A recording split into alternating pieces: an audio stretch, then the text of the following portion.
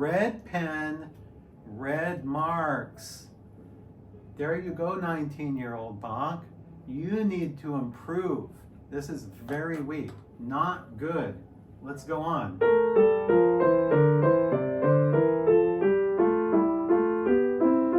Rambles.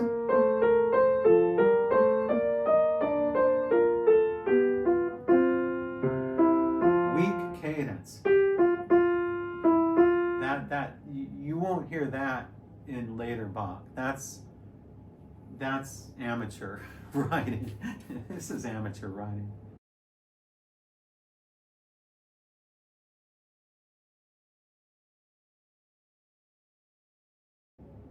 What is Bach's worst piece for piano? Have you ever thought about that? Well, if anyone should know the answer to this question, it is I, Bach Scholar. So, Bach Scholar is going to trash Bach today with determining what Bach's worst piano piece is. Now, as I was researching lesser known keyboard works by Bach for my book that I just published, Tempo and Duration in the Music of Bach, where I discuss Bach's temporal organization of all of Bach's works, not just his keyboard works. As I was researching this book, I had to sort of unearth a bunch of sort of unknown or lesser known works by Bach that are not played very much, some for a good reason, but some of them are very good, actually. You should actually watch my other video on this topic. Yesterday I made a video on investigating lesser known and early works by Johann Sebastian Bach, part 1. So that's a full 30-minute video on lesser known works, but that's sort of a side issue from the issue here. But as I was researching this music, I have this whole stack right here. These musical scores here are all lesser known works by Bach in which he wrote mainly in his early years, like from age 19 to about age 25, those years. And if you know anything about Bach's history, you might know that Bach matured later than most other composers. So by age 19, Mozart was fully mature. By age 19, like Mendelssohn was fully mature. By age 19, Rossini was fully mature. Other composers as well. I think we could say that about Chopin, judging on some things that Chopin wrote when he was 7 years old. So, but Bach is a different story altogether.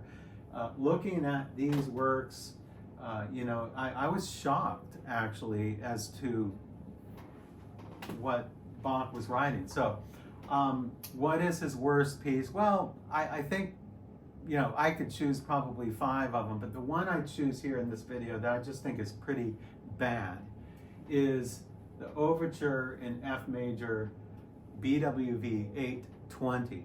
And not the first page. The first page is okay. It's when Bach goes into the 3/8 section, the 3/8 Allegro section here. So let me just I'm going to play it kind of slowly, and we're going to go through and just listen to this and sort of critique it a little bit. Now I'm pretending like Bach were a college student and he were a music major and he were submitting this as his final project of writing a fugue. And so I'm the professor who is critiquing this student Bach's fugue, this 19-year-old student's fugue. If I were to hear this, and you'll hear it in a second, if I were to hear this and not know it was by Bach, I would have thought it was by a second-rate composer during Bach's time. It really is mediocre. It really is not good. So let's go through it and listen. So the theme goes like this.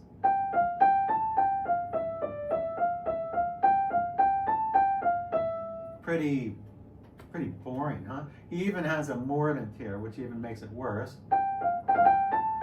And then he has a trill. And it goes faster than that. It goes like this. It's almost impossible to play the mordent and the trill anyway. So that's awkward. Now, I'm going to slow it down a bit so we can really hear what's going on with the polyphony between the voices.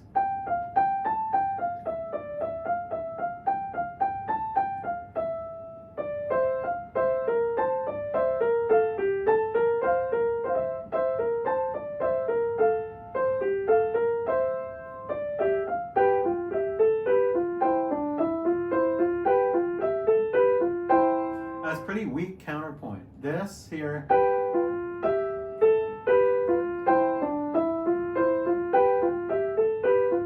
that's nothing like Bach would have done 20 years later. You will not hear that kind of mediocre writing in Bach and the Bach from 20 years later. This is just very, very mediocre writing. Let's go on. Let's see.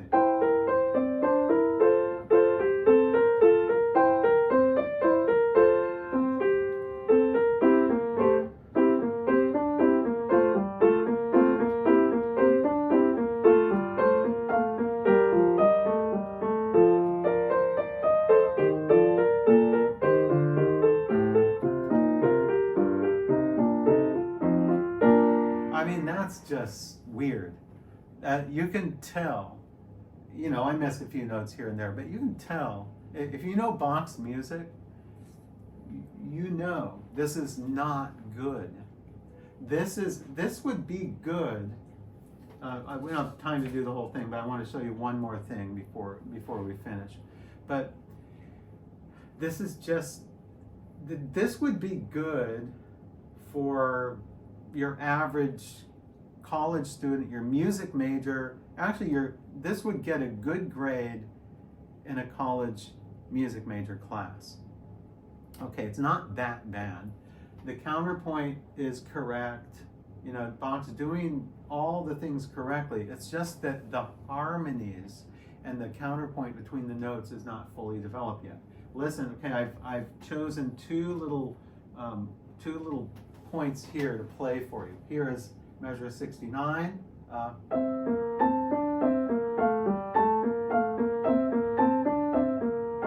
And I'm going to go on, and then I'm going to stop when it starts to get really weird.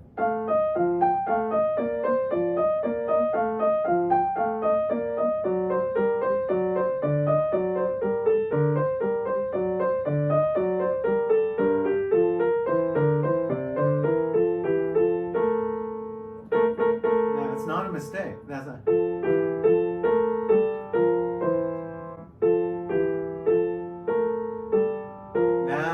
weak. Okay. Red pen, red marks. There you go, 19-year-old Bach. You need to improve. This is very weak. Not good. Let's go on.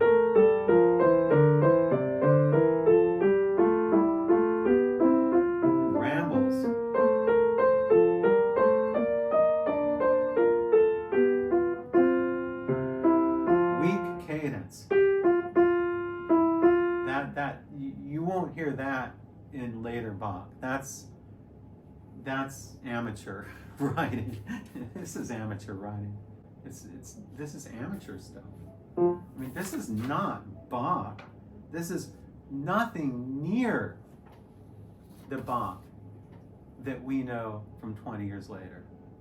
Maybe he just had a bad day. I don't know. You can see he was practicing. He had to practice somewhere. So you can see that even the great Johann Sebastian Bach, at one time in his life, was just a mediocre composer. And look at how great he became. Look at how great. And it's all because of hard work. So work hard, practice hard, and you can compose like Bach. So thank you for joining me in this video. I think it was very entertaining. So just for fun, print this out. It's below this video. Print it out and look at it. It's the 3/8 section here starting on page 2. Play through it and judge it for yourself and ask yourself, is this great? No, it's not. But Bach would become the greatest composer only like 20 or 30 years later after this. So thank you for joining me again.